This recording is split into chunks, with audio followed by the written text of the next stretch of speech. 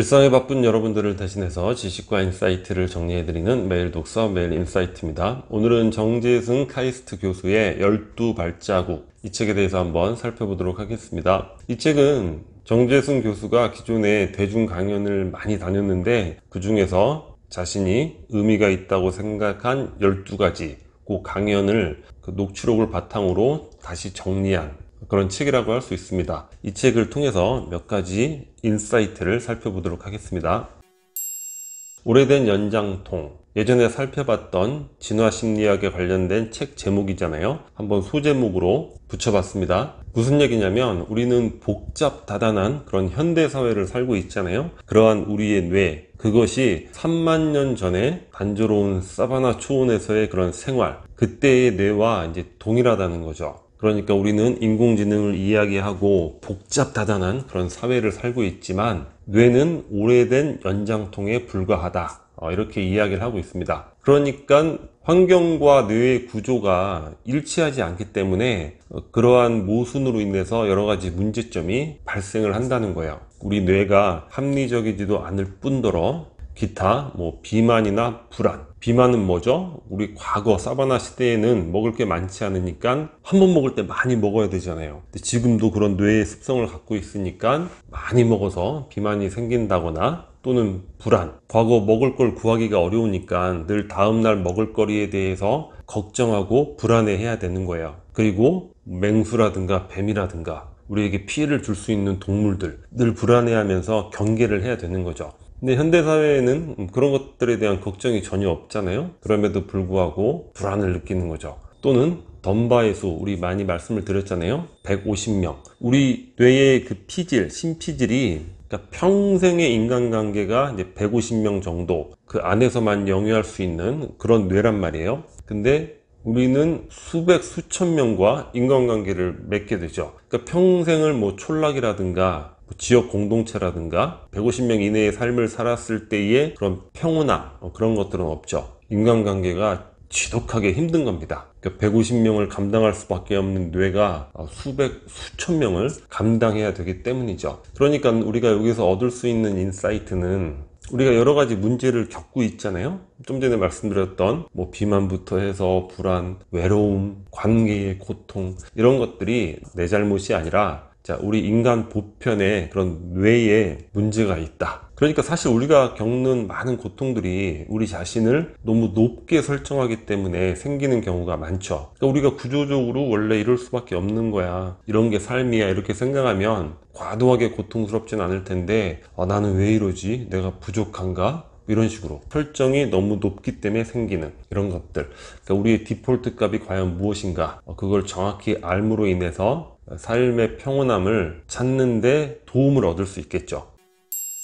마시멜로 탑을 쌓는 방법, 이 내용도 상당히 인상적이었는데, 마시멜로 탑이란 그 자체가 중요한 건 아니에요. 스파게티 면, 테이프, 실, 마시멜로 주고서 여튼 8분 안에 탑을 높게 쌓으시오, 이런 과제를 준다는 거예요. 4명이서. 그런데 MBA 학생들, 로스쿨 학생들, 이런 과제를 주고 유치원생에게도 이런 과제를 주죠. 그러면 과연 누가 탑을 높게 쌓을 것인가? 당연히 우리는 MBA, 로스쿨 학생들이 훨씬 높게 쌓을 걸로 생각을 하는데, 성공 확률 및 탑의 높이가 유치원생들이 훨씬 높다고 합니다. 그 이유가 뭐냐면, 일단 성인이죠. MBA, 로스쿨 다니는 경우 만나면 계획을 어떻게 할 것인가 서로 토론을 한다는 거예요. 어떤 가설을 세우고 어떤 원리에 대해서 이야기를 하고, 그러면서 계획을 멋지게 짠 다음에 마지막 남은 시간에 그 계획에 따라서 만들게 되는 거죠. 근데 모든 계획이 실제로 이루어지는 경우 그렇게 많지는 않잖아요. 그러니까 무너지는 경우도 많고, 세워봐야 높이가 높지 않고.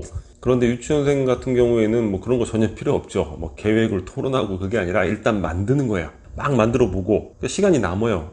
시간이 남네? 다른 방법으로 만들어 보자. 또 다른 방법으로 만들어 보고, 이런 과정을 통해서 성공 확률도 높고 탑의 높이도 훨씬 높다는 거죠. 어떠한 것을 이야기하냐면, 우리가 혁신, 이런 것들을 꿈꾸는데, 이런 것은 그 계획이 좋다는 것, 계획이 완벽하다는 것, 그걸로 이루어지는 것은 아니라는 거죠. 끊임없이 수정하는 그 과정을 통해서 이루어진다는 거예요. 어느 정도의 계획은 필요하겠지만 결국 이 계획의 중요성을 너무 지나치게 부각하다 보면 나중에는 목표를 상실하고 계획 자체, 그 계획 자체를 설정 그대로 이뤄나가는 것, 그게 목표가 되는 그런 경우가 많다는 거죠. 그래서 우리는 항상 첫 번째 계획, 그거는 하나의 시작으로서의 계획일 뿐이다. 그 과정에서 끊임없이 수정해 나가는 것이고, 그런 수정하는 법을 익혀야 되는 것이고, 그 수정의 과정을 통해서 훨씬 나은 성과를 이룩할 수 있다는 거죠. 그러니까 우리가 인생 계획이라든가 여러 가지 계획을 세우는 것, 거기에 너무 도구마에 빠질 필요는 없다는 거죠. 또 하나 인상적이었던 거는 1등에게 상금을 준다고 한 거예요. 1등만 $10,000를 준다고 했어요. 그랬더니 참여한 모든 그룹이 탑을 쌓는 것조차 다 실패했다고 합니다. 왜냐? 1등만 주니까 탑을 성공하고 이게 중요한 게 아니에요. 실패하더라도 높게 쌓아야 되는 거죠. 그러니까 여기에서 10cm만 쌓았어도 그 팀은 1등 상금을 받을 수 있었다는 거죠. 이런 부분들도 우리가 삶을 살아가면서 뭔가 적용해 볼 수 있는 상황이 있을 수도 있지 않을까, 그런 생각을 해보게 됩니다. 옮김의 철학. 여기서는 구체적으로 이제 회사를 그만두는 것, 회사를 옮기는 것, 그러니까 일을 옮기는 것, 그만두는 것, 그런 관점에 대해서 이야기를 하고 있는데, 자, 다음에 둘 중에 좋은 의사결정법이 무엇인가? 자, 하나는 뭐냐면 하고 싶은 일이 있어서 다른 일로 옮기는 것, 하고 싶은 일이 있어서 다른 회사로 옮기는 것, 이것이 첫 번째고, 두 번째는 지금의 회사가 싫어서 그만두는 것. 자, 이 둘 중에 어떤 게 더 좋은 의사결정법인가? 당연히 전자가 되겠죠. 우리는 지금 시대에 있어서는 끊임없는 어떤 중복의 상태가 되어 있어야 될 것 같아요. 그러니까 지금에 있는 공간, 이것이 온전히 좋다 하더라도 중복의 상태가 필요하죠. 왜냐? 내가 몸담고 있는 이 분야 자체가 없어질 수도 있잖아요. 그러니까 원하지 않아도 상황에 의해서 나가지는 것, 이렇게 될 수밖에 없는 상태도 있을 수 있죠. 그리고 회사가 너무 싫다, 이럴 때 그냥 성질대로 딱 그만두면 그 다음에는 무직의 상태가 되는 것이고, 경제적 불안이 엄습해 온다는 거죠. 우리 무직이라든가 경제적 불안이 있을 때는 좋은 선택을 할 수 없잖아요. 그때 또 내몰려서 급하게 최선이 아닌 또 최악의 선택을 할 수도 있는 것이니까, 항상 있는 상태에서 다른 대안을 찾고, 그것이 나의 대안이 될 때 이제 그때 옮기는 것. 중요한 포인트는 항상 중복의 상태를 유지하는 것이 지금 이 시대에 필요한 애티튜드가 아닐까, 그런 생각을 해보게 됐습니다. 나만의 지도를 만들어라. 정재승 박사는 카이스트 교수로 재직 중이잖아요. 그래서 일주일에 한 번씩은 학생들과 고민 상담의 시간을 갖게 된다는 거예요. 근데 이 고민 상담이라는 게 뭐 말이 쉽지 얼마나 힘들겠어요. 왜냐? 모호한 고민, 추상적인 고민들이 많잖아요. 대부분의 학생들이 와서 지금 내가 하는 일이 뭐 딱히 싫지도 않고 좋기도 한데, 그렇다고 또 딱히 완벽하게 내 일도 아닌 것 같고 뭘 해야 될지, 뭐 이런 고민 상담을 많이 한다는 거예요. 얼마나 모호하고 추상적입니까? 그 누구도 이러한 고민에는 정답을 내려줄 수가 없죠. 정재승 교수가 자신의 경험담을 이야기를 하고 있어요. 터키에 있는 지방 도시에서 학회가 열리고, 그 학회의 가장 마지막 발표자로 자신이 참여하기로 되어 있는 거예요. 그래서 6시 발표인데 뭐 여유 있게 갔다는 거죠. 한 12시 정도에 가서 시간 맞춰서 이제 갈 수 있겠지 했는데, 가면서 느끼는 게, 차를 렌트해서 가면서 느끼는 게, 도시 이름은 아는데 그 학회가 어디서 열리는지, 그것에 대해서는 단 한 번도 생각을 해본 적이 없는 거예요. 모르는 거죠. 근데 놀라운 게 뭐 전화번호도 없었는지, 여튼 무작정 찾아갈 수밖에 없는 그런 상황이었나 봐요. 그래서 지도를 구해서 그 도시에서 학회가 열릴 법한 곳, 뭐 큰 호텔부터 시작해서 다 찾아다닙니다. 그리고 대학을 찾아다니고 나중에 이제 관공서를 찾아다니는 거죠. 결국에는 시간을 맞추지 못해서 학회를 참가하지 못하게 돼요. 저녁에는 모든 것을 포기하고 그냥 호텔을 잡아서 잠을 자게 되고, 어떤 호텔이냐? 낮에 그 온 도시를 샅샅이 돌아다니니까 그 중에서 뭐 요 정도 호텔이면 적당하겠다 싶은 곳, 거기를 정해서 잠을 자게 되고, 아침에 뭐 느긋하게 아침 식사를 즐기고, 또 그 전날 다 돌아다니면서 그 도시 자체가 머릿속에 다 들어와 있는 거예요. 아, 여기서 점심을 먹으면 좋겠다 했던 곳에서 점심도 먹고, 야, 여기서 산책하면 좋겠다 싶은 곳에서 산책도 하고, 그러니까 그 도시를 아주 최적의 상태로 즐기게 되는 거죠. 이게 무슨 얘기냐면, 결국 인생이라는 것도 샅샅이 돌아다녀 보면서 나만의 지도를 만들어야 된다는 거예요. 나만의 지도를 만들게 되면 어디가 좋아서 어디서 무엇을 하고, 자 어디가 좋아서 어디서 또 휴식을 하고, 이런 것들을 알 수 있게 된다는 거죠. 그러니까 이 부분에 대해서는 그 스티브 잡스의 커넥팅 더 닷즈라는 개념이 생각이 나요. 스티브 잡스가 젊은 날에 서체 수업을 듣고 그게 미래에 무슨 도움이 될지 그걸 어떻게 알았겠어요. 하지만 좋아하니까 해보는 거죠. 이것도 해보고 저것도 해보고 지나고 났더니 그런 것들이 나만의 지도가 되는 거죠. 그 경험했던 점들을 서로 연결을 해서 좋은 것들을 만들 수 있게 된 거죠. 근데 중요한 건 이렇게 인생에 있어서 나만의 지도를 만들지 못하면, 아까 그 학생들은 20대 학생들이지만 30, 40대가 돼도 결국 방황하는 것은 똑같아진다는 거예요. 그래서 너무 조급해하지 말고 나만의 지도를 더 다듬는 것, 이런 시도에 시간과 에너지를 더 쏟는 것, 이것이 현명한 선택이 아닐까.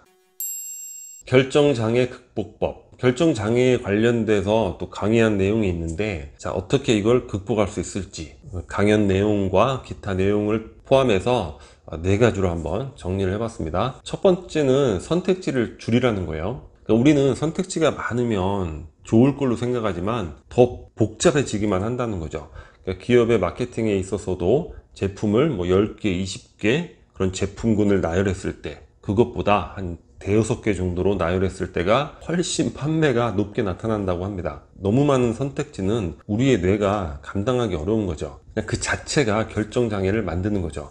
두 번째는 루틴을 만들어라, 이 부분인데, 예전에 타이탄의 도구들에서 조코 윌링크 이런 얘기를 했잖아요. 자유라는 건 사람을 무기력하게 만든다는 거죠. 그러니까 규칙과 규율이 필요하다는 거예요. 오늘 점심에 뭐 먹지? 무기력해지는 거예요. 오늘 무슨 옷을 입지? 무기력해지는 거죠. 그런 것들에 대해서 루틴을 만들으라는 거죠. 아주 자주 말씀을 드리는데, 스티브 잡스 터틀넥 청바지, 저크버그 똑같은 티 매일 입잖아요. 그런 루틴을 만드는 거죠. 그 루틴은 무기력을 방지하기도 하지만 또 중요한 건 뭐냐면 뇌의 에너지 사용을 절약을 하게 됩니다. 우리가 더 중요한 일에 우리 뇌의 에너지를 쓸 수 있게 만드는 거죠. 자, 세 번째는 제공자에게 정하라고 하는 거예요. 예를 들어서 뭐 먹을까? 오늘의 백반. 고민할 필요 없잖아요. 백반집 가서 백반을 먹거나 도시락을 배달해서 먹으면은 그냥 알아서 나오는 도시락. 그러니까 중요하지 않은 일에 굳이 선택의 에너지를 쓸 필요는 없다, 이런 개념이 되는 것이고, 네 번째는 정재승 박사가 자주 강조를 하는데 메멘토 모리라는 개념을 반복해서 이야기를 하고 있어요. 죽음을 생각하라는 거죠. 그러니까 극단을 생각하면 그 극단 이전의 것들은 사소하게 느껴진다는 거죠. 꼭 결정장애뿐만 아니라 다른 부분에 있어서도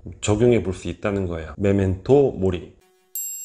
마지막으로 창의성을 위해서 우리가 해야 할 일, 크게 이렇게 인풋과 아웃풋으로 한번 정리를 해봤습니다. 창의성, 그러니까 자료를 많이 인풋을 해야죠. 창의성이라는 게 무에서 유가 나오는 건 아니잖아요. 다양한 유를 어떻게 편집해 내느냐, 그게 이제 창의성이니까. 아이폰이라는 것도 없던 기술이 새로 나온 것이 아니라 있던 기술을 어떻게 편집했는가, 그런 차원의 문제가 되는 거니까.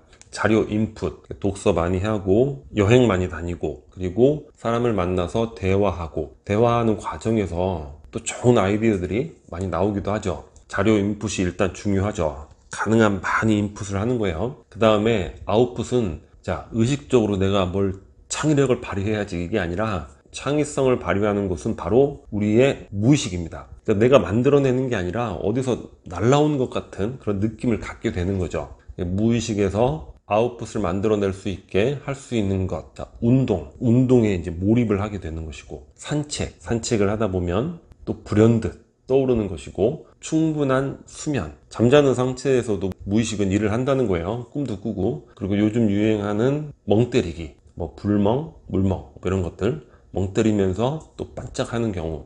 중요한 핵심은 뭐냐면 아웃풋은 무의식의 영역이 하는 일이기 때문에 충분한 휴식과 다른 것들에 대한 몰입, 영화를 본다거나 음악을 듣는다거나 이런 영역의 행위들을 한다, 이런 것들이 창의성에 도움이 되지 않을까. 정재승 교수의 자기 스스로 뽑은 좋은 강의 중에서 몇 가지 인사이트를 살펴봤습니다.